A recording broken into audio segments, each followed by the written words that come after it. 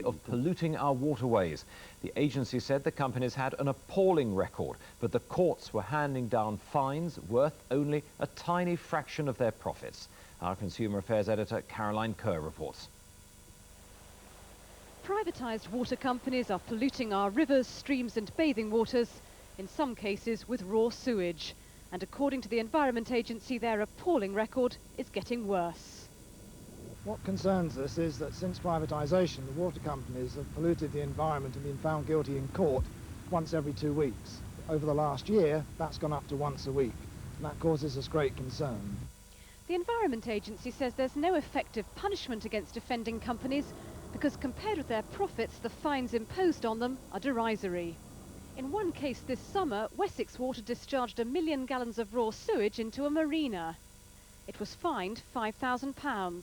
Its profits were £129 million.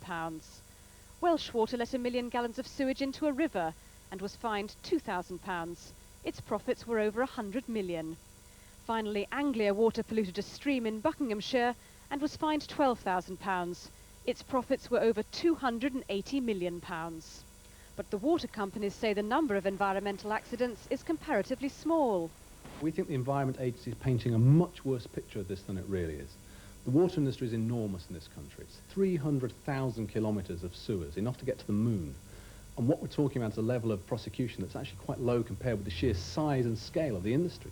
But this attack on their pollution record comes as water companies announce record profits. Since privatisation, the water companies have been slated for raising prices by an average of £100 a head.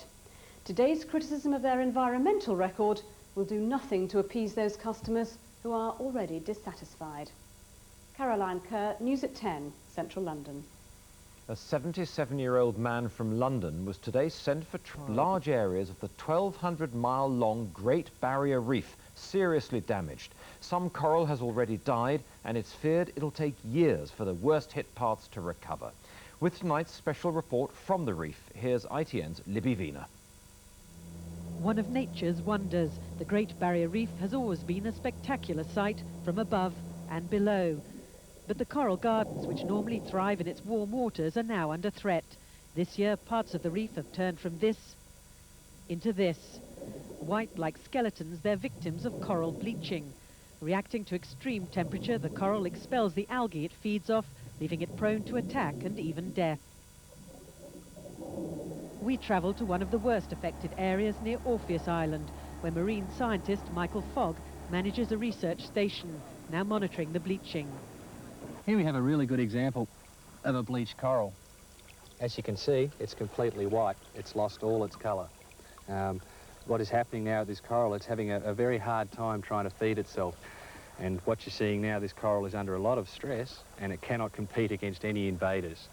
So what will happen, algae will settle onto the coral and basically overgrow it and kill it.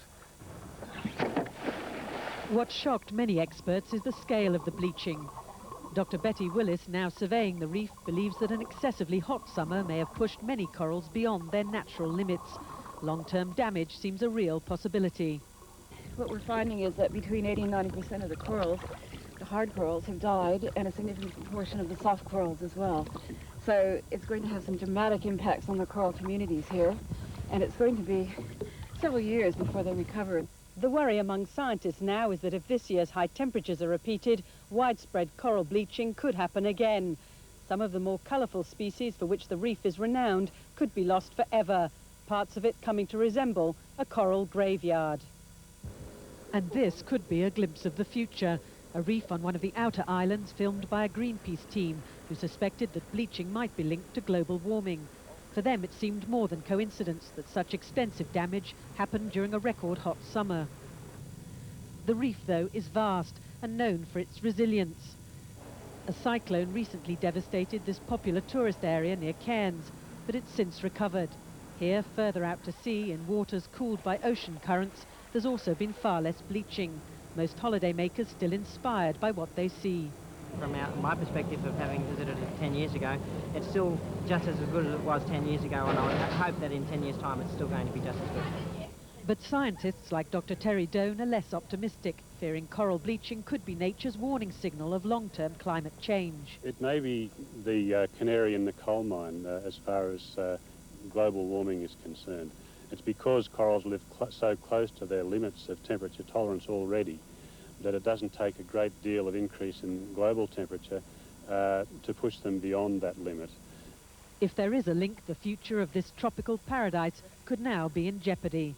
Libby Wiener, News at 10 on the Great Barrier Reef.